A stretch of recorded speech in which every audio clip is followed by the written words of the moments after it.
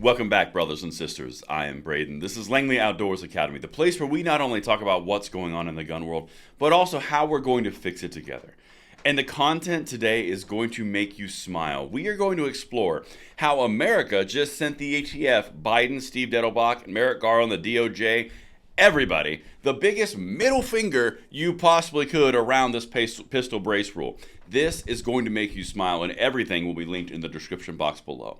Now make sure you hit that like button, subscribe to the channel, and turn that notification bell on. We have a lot of freedom to spread together, and we'd love to have you along for the ride, and thank you for your consideration.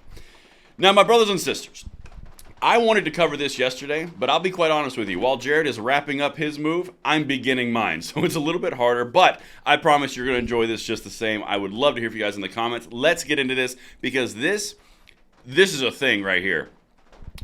ATF says 250,000 guns registered under pistol brace ban. Now, this was released on June 2nd from The Reload. Again, link down there and a little hat tip to them. But understand, as we move into this, what I'm about to read to you, the entire ATF pistol brace rule, which was made up and concocted out of a redefinition and interpreted terms from the ATF outside of Congress, violating or at least amending 1968 Gun Control Act without the use of Congress, usurping their authority, all hinges on compliance. Everything that the government does against your rights hinges on compliance. Watch what I'm about to show you in these numbers, and you tell me in the comments field below how well this was complied with, because that's really what it comes down to. Anyway, let's keep going. The ATF told The Reload on Friday it has received just over 250,000 applications to register pistol brace equipped firearms. Registering the effective guns was one path towards avoiding possible criminal punishment for possessing the guns. All right, here's the backstory on this. This is hilarious. There are 3 pending injunctions and litigation still ongoing. The deadline for this rule was June 1, and I'm about to show you how many people complied with it. It kind of puts you where the understanding and the mental space is of the population. But again, that's an important thing to understand. Quotes. Let's get some quotes. The final rule provided possessors of such firearms the option to comply with the registration requirements of the NFA through these processes. Eric Longnecker, Deputy Chief of the ATF's Public Affairs Division, told The Reload, quote, as of June 1, 2023, the deadline, ATF received 255,162 applications for tax-free registration. 255,000 applications. Now, on the surface, before you see the total summation of all the numbers and estimates, you go, 255,000 people? Yeah, wait until you just see the actual ratios, and then I'm going to show you what the compliance rate was. ATF just basically told you they're irrelevant without telling you they're irrelevant. That's an important thing to understand here, because no one listened. Example, right here. That number represents just a fraction of the brace guns believed to have been sold in the decade since the ATF first classified a version as outside the scope of the NFA. Remember, for a decade it was perfectly fine, and now it's not all of a sudden. Again, usurping Congress. But anyway, let's keep going.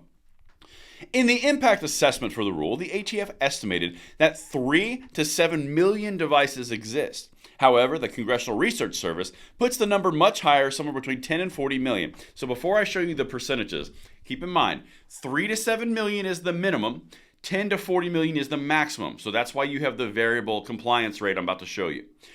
That puts the registration rate for pistol brace equipped guns at between 0.6 and 8%. So if you had the absolute biggest number possible of 10 to 40 million guns, you got 8% people compliant. I'm sorry, 0.6% of people compliant. If you had the smallest number, the minimum, between 3 to 7 million, then you got 8%. So on the maximum effectiveness of this rule was 8%, and that is beyond the possibility. It cannot go beyond that. Again, based off of the estimates of how many are out here. In the worst case scenario of 10 to 40 million braces out there in population, you got 0.6%. This is one of those things that gun controllers can't let out. Giffords.org, Every Time Gun Safety, Moms Demand Action, because they beat their drum and pounded their chest so hard because the ATF was finally stepping up to the scourge of gun violence epidemic in the United States, even though it had nothing to do with pistol braces. But they wanted a scalp. Well, now no one's complying with their demands for a scalp. Kind of puts them in a sticky situation, doesn't it? Irrelevancy. Anyway, one more thing for you, and this is the reason why we don't have a registry and listen to common sense. Quote, ATF is unable to estimate the number of possessors of such firearms that use either of these methods to comply with the final rule, he said. Likewise, we have no data currently available of the number of firearms abandoned to the ATF. So you have no idea how many of these pistol braces are in circulation. You have no idea the percentages that were actually complied with. You have no idea to confirm what was abandoned, destroyed, turned in, or a tax stamp. Tell me you're irrelevant without telling me you're irrelevant. And that's what I've got for you guys. Let me know what you think in the comments below, and I will see you on the next one. I'm Braden. See you later.